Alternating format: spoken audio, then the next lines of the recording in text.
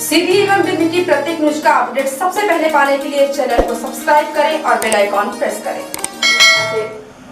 25 सितंबर को सीधी शहर के पंडित दीनदयाल पार्क में भारतीय जनता पार्टी द्वारा पंडित दीनदयाल उपाध्याय जयंती पर मौजूद अतिथियों एवं पार्टी कार्यकर्ताओं ने पंडित दीनदयाल की प्रतिमा पर माल्यार्पण कर उन्हें नमन किया। इस मौके पर भाजपा जिलाध्यक्ष इंद्र शरण सिंह चौहान ने बतौर मुख्य अतिथि कहा कि मन, बुद्धि, आत्मा और शरीर का सुख ही पंडित दीनदयाल उपाध्याय का अंत्योदय है। सर्वे भवन्तु सुखिनः, यही एकात्मवाद का मूल मंत्र है, साम्यवाद और लेनिनवाद नहीं। भारत को एकात्मवाद चाहिए। प्रधानमंत्री नरेंद्र मोदी और प्रदेश की शिवराज सरकार पंडित दीनदयाल उपाध्याय के अंत्योदय पर चलते हुए one nation one ration card, कृषि सुधार अधिनियम से किसानों की आय दुगनी, अनेकानेक योजनाएं संचालित हैं। पीड़ित, शोषित, वंचित की सेवा भाजपा का मूल मंत्र है। अंतिम छोर के व्यक्ति को लाभ मिले, यही हमारा ध्येय है। इस मौके पर सीधी विधायक केदारनाथ शुक्ल ने पंडित दीनदयाल उपाध्याय के एकात्म मानववाद पर प्रकाश डालते हुए कहा कि पंडित जी चाहते थे कि पार्टी का कोई भी कार्यकर्ता अशिक्षित एवं अप्रशिक्षित न रहे। उनका विंध्य की धरती से विशेष लगाव रहा। विधायक श्री शुक्ल ने पंडित जी का एकात्म मानववाद एवं गांधी का हिंद स्वराज पढ़ने की अपील सभी कार्यकर्ताओं से की। पंडित जी का पूरा जीवन भारत माता एवं पार्टी की सेवा में खपा। कार्यक्रम में पूर्व जिलाध्यक्ष डॉक्टर राजेश मिश्रा ने पंडित जी के कृतित्व एवं व्यक्तित्व पर विस्तार से बताते हुए उन्हें सच्चा राष्ट्रभक्त एवं संघ का स्वयं सेवक बताया। पार्टी के वरिष्ठ कार्यकर्ता मीशाबंदी अधिवक्ता यदुनाथ सिंह चौहान ने पार्टी कार्यकर्ताओं के लिए उन्हें प्रेरणा स्रोत बताए। किसान मोर्चा के राष्ट्रीय कार्यकारिणी के सदस्य उपेंद्र सिंह चौहान ने पंडित जी को जातिवाद एवं संप्रदायवाद से परे बताया। कार्यक्रम को अमरेश्वर चतुर्वेदी ने भी संबोधित किया। कार्यक्रम का संचालन जिला महामंत्री डॉक्टर देवेंद्र त्रिपाठी ने किया। कार्यक्रम के अंत में पार्टी के दिवंगत कार्यकर्ताओं को मौन रखकर श्रद्धांजलि अर्पित की गई। इस अवसर पर जिला उपाध्यक्ष राम प्रसाद वैश्य, संजय सिंह चौहान, सुधीर शुक्ला, महामंत्री विष्णु बहादुर सिंह चौहान, जिला मंत्री नरेंद्र सिंह चंदेल, अंजू पाठक, नीलम पांडे, किसान मोर्चा के प्रदेश कार्य समिति के सदस्य मोतीलाल पटेल, धर्मेंद्र सिंह परिहार, नगर पालिका परिषद के पूर्व उपाध्यक्ष जितेंद्र सिंह चौहान, जिला मीडिया प्रभारी सुरेंद्र मणि दुबे, मंडल अध्यक्ष देव कुमार सिंह चौहान, धर्मेंद्र शुक्ला, अनुसूचित जाति मोर्चा की जिलाध्यक्ष शिवदान साकेत, पूनम सोनी, मनीला सिंह सहित अनेक कार्यकर्ता उपस्थित रहे। 250 किसान संगठनों के मंच अखिल भारतीय किसान संघर्ष समन्वय समिति की अपील पर आज 25 सितंबर को पूरे देश में किसान विरोधी बिलों को रद्द करने की मांग को लेकर किसानों द्वारा देश भर में प्रतिरोध कार्यक्रम आयोजित किया गया। इसमें किसान संघर्ष समन्वय समिति जन आंदोलन का राष्ट्रीय समन्वय से जुड़े संगठनों द्वारा मध्य प्रदेश के विभिन्न जिलों में भी कार्यक्रम आयोजित किए गए। उसी कड़ी में सीधी जिला मुख्यालय स्थित वीथिका भवन में भी विरोध आंदोलन किया गया। आंदोलन स्थल पर सभा किए जाने के पहले वीथिका भवन से सम्राट चौक तक रैली निकाली गई। ये सरकार नहीं चलेगी, नहीं चलेगी। किसान विरोधी ये सरकार नहीं चलेगी, नहीं चलेगी। मोदी तेरी तानाशाही नहीं चलेगी, नहीं चलेगी। मोदी तेरी तानाशाही नहीं चलेगी, नहीं चलेगी। रैली के बाद प्रतिरोध आंदोलन को संबोधित करते हुए रोको टोको ठोको क्रांतिकारी मोर्चा के संयोजक उमेश तिवारी ने कहा कि हम मानते हैं कि केंद्र सरकार ने किसान अब गांव को बर्बाद करने, मंडी व्यवस्था समाप्त करने, न्यूनतम समर्थन मूल्य देने की व्यवस्था को खत्म करने, व्यापारिक कंपनियों को मुनाफाखोरी और जमाखोरी की छूट देने, किसानों की जमीन कंपनियों को सौंपने के उद्देश्य से लॉकडाउन के समय में 3 किसान विरोधी बिल, आवश्यक वस्तु कानून 1955 में संशोधन बिल, मंडी समिति, एपीएमसी कानून, कृषि उपज वाणिज्य एवं व्यापार संबंधन व सुविधा बिल, ठेका खेती मूल्य आश्वासन पर बंदोबस्ती और सुरक्षा समझौता, कृषि सेवा बिल 2020 एवं एक प्रस्तावित नया संशोधित बिजली बिल 2020 लाकर कृषि क्षेत्र को कारपोरेट के हवाले कर दिया है तथा आजादी के बाद किए गए भूमि सुधारों को खत्म करने का रास्ता प्रशस्त कर दिया है। अब तक किसान आत्मनिर्भर था, परंतु केंद्र सरकार ने उन्हें अब कारपोरेट का गुलाम बनाने पर आंदा है। अब तक बीज, खाद, कीटनाशक पर कारपोरेट का कब्जा था, अब कृषि उपज और किसानों की जमीन पर भी कारपोरेट का कब्जा हो जाएगा। विद्युत संशोधन बिल के माध्यम से सरकार बिजली के निजीकरण का रास्ता प्रशस्त कर रही है, जिसके बाद किसानों को बिजली पर मिलने वाली सब्सिडी समाप्त हो जाएगी, जिसके चलते किसानों को महंगी बिजली खरीदनी होगी। केंद्र सरकार ने किसानों की आमदनी दुगनी करने की घोषणा की थी, लेकिन किसान विरोधी कानून लागू हो जाने के बाद किसानों की आमदनी आधी रह जाएगी तथा किसानों पर कर्ज और आत्महत्याएं दुगनी हो जाना तय है। देश में बेरोजगारी की संख्या 15 करोड़ पहुंच चुकी है।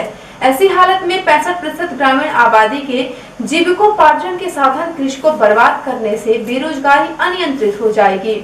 आंदोलन को संबोधित करते हुए अध्यक्ष भारत किसान समाज के राजेंद्र भदौरिया ने कहा कि केंद्र सरकार ने किसानों की आवश्यक पूर्ति करने की जगह किसानों की बर्बादी करने वाले बिल अलोकतांत्रिक ढंग से बिना किसान संगठनों सभी राज्य सरकारों से परामर्श किए बगैर संसद में आवश्यक चर्चा तथा मत विभाजन न कर किसानों पर थोप दिए हैं।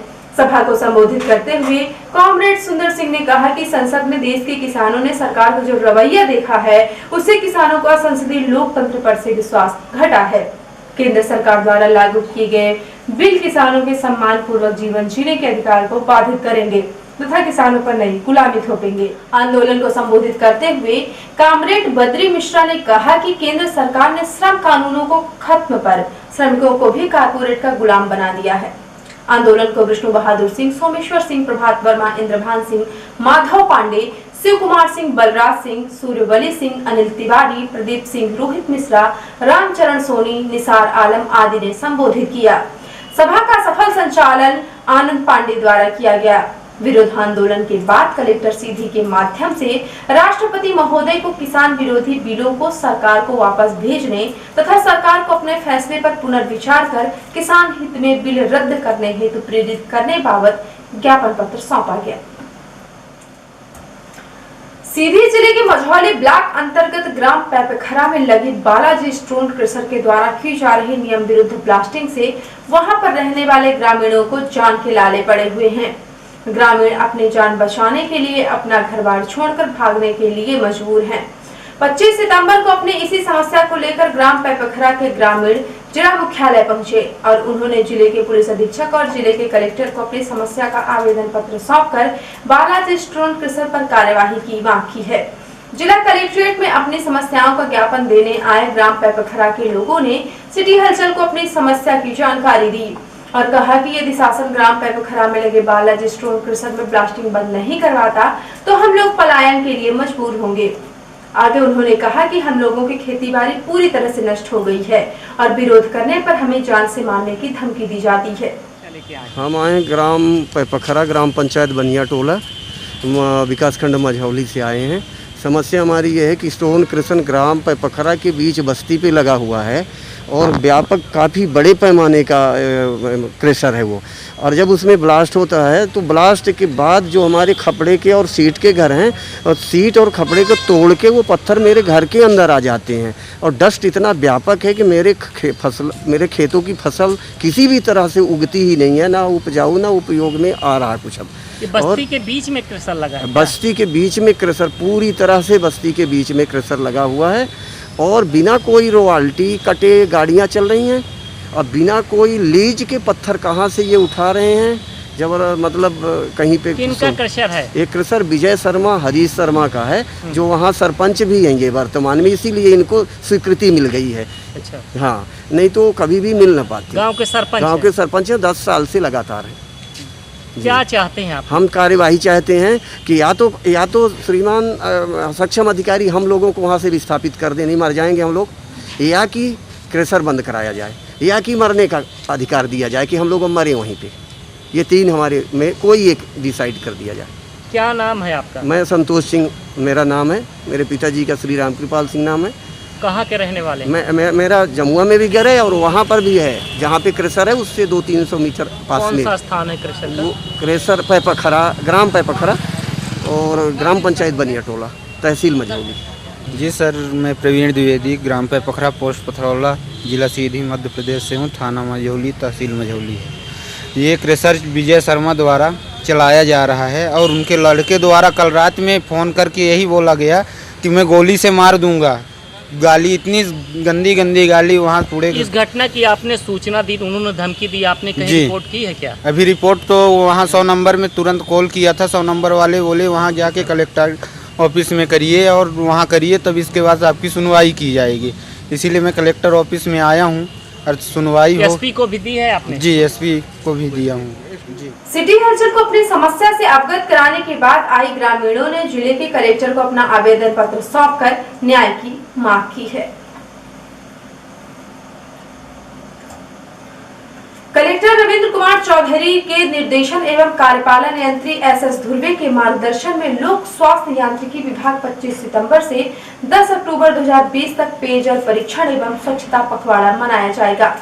पखवाड़ा अंतर्गत फील्ड टेस्टिंग किट के माध्यम से ग्रामवासियों को पेयजल परीक्षण की जानकारी एवं प्रशिक्षण प्रदान किया जाएगा।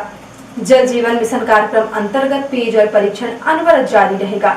कलेक्टर रविंद्र कुमार चौधरी द्वारा झंडी दिखाकर पखवाड़ा कार्यक्रम का शुभारंभ शुक्रवार को कलेक्ट्रेट परिसर से किया गया।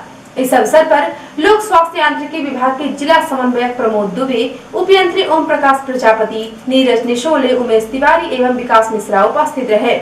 इस पखवाड़े का उद्देश्य पेयजल परीक्षण एवं ग्रामवासियों को पेयजल स्रोतों की स्वच्छता के प्रति सजग रहने हेतु जागरूक करना है। यह कार्यक्रम अनवरत रूप से जारी रहेगा। जिला एवं सत्र न्यायाधीश तथा जिले विधिक सेवा प्राधिकरण सीधी के अध्यक्ष वीरेंद्र प्रताप सिंह के मार्गदर्शन में जिला न्यायालय में स्थायी एवं निरंतर लोक अदालत का आयोजन दिनांक 26 सितंबर को किया गया है, जिसमें पूर्व से गठित खंडपीठ के क्रमांक 1 प्रधान न्यायाधीश, कुटुंब न्यायालय सीधी खंडपीठ क्रमांक 2 प्रथम अपर जिला न्यायाधीश, सीधी खंडपीठ का 3 मुख्य न्यायिक मजिस्ट्रेट सीधी की पीठ कार्य करेगी।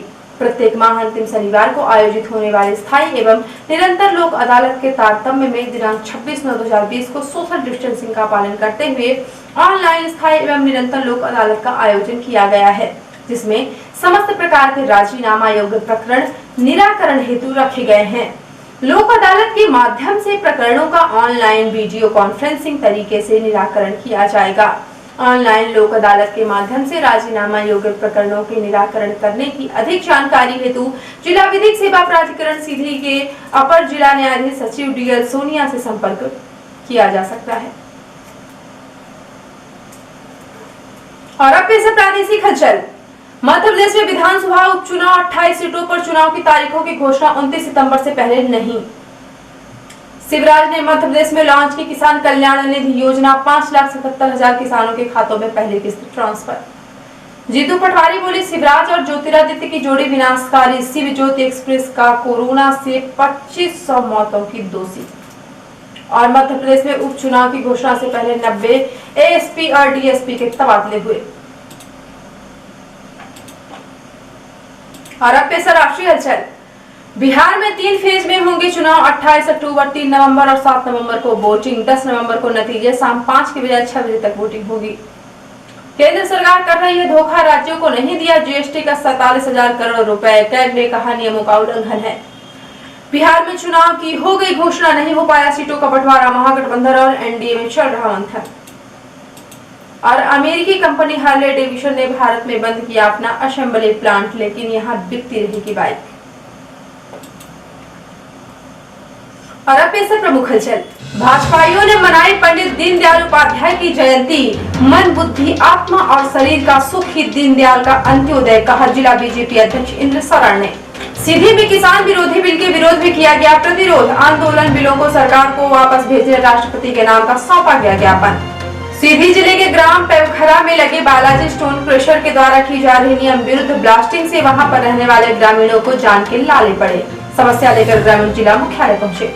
25 सितंबर से 10 अक्टूबर तक मनाया जाएगा पेयजल परीक्षण एवं स्वच्छता पखवाड़ा। कलेक्टर रविंद्र चौधरी ने हरी झंडी दिखाकर किया शुभारंभ। और जिला न्यायालय में स्थायी एवं निरंतर लोक अदालत का आयोजन 26 सितंबर को आज होगा आयोजन। तो ये थे आज की प्रमुख हलचल। यदि आप न्यूज फेसबुक पर देखते हैं तो पेज को लाइक और फॉलो करें, और यूट्यूब पर देखते हैं तो चैनल को लाइक और सब्सक्राइब करना बिल्कुल ना भूलें। आप किसी भी न्यूज को तत्काल पढ़ने के लिए लॉग इन करें www.ntvindianews.com। सीधी एवं बिंद की प्रत्येक न्यूज का अपडेट तुरंत अपने फोन पर पाना चाहते हैं तो आप प्ले स्टोर से हमारा app NTV India news download करें और जुड़े रहे अपने आसपास की समस्त गतिविधियों से एनटीवी इंडिया न्यूज के साथ।